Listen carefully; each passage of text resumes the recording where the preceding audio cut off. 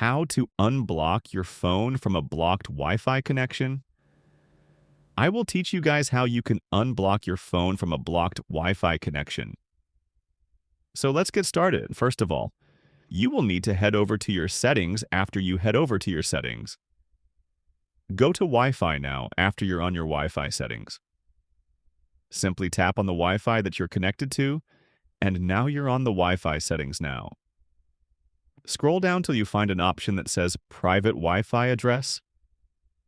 Tap on Private Wi-Fi Address, and if the private Wi-Fi address is turned off, turn it on, that is, keep it on fixed.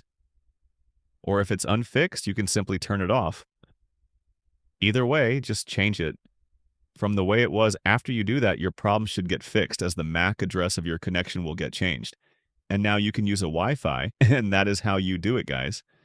And that is all for today's video. That's it for this video. Make sure to like and subscribe for more. Thanks for watching.